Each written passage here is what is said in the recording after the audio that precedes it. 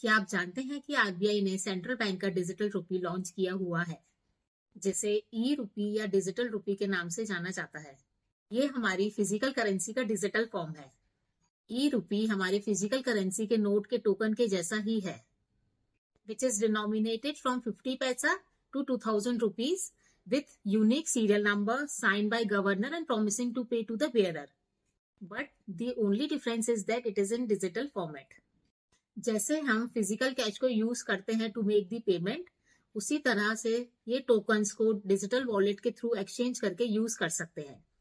अगर आपको ई रुपी यूज करना है तो कुछ बैंक्स का ई रुपी का डिजिटल वॉलेट आ चुका है। आपको बैंक्स की ऑफिशियल ऐप या वेबसाइट पर जाना होगा। Then you need to register on those apps और website to use the e wallet. Register करने के बाद आप ई वॉलेट में मनी लोड कर सकते हैं। जैसे ही वॉलेट लोड होगा, you can make payment through e rupee. आप शॉप्स या मॉल में क्यूआर कोड को स्कैन करके ई रुपी के थ्रू पेमेंट कर सकते हैं। आप लोग सोच रहे होंगे कि ऐसे तो हम यूपीआई के थ्रू भी पेमेंट करते थे, फिर ये ई रुपी क्यों लेके आया गया? Do watch the upcoming video to know how UPI is different from e rupee.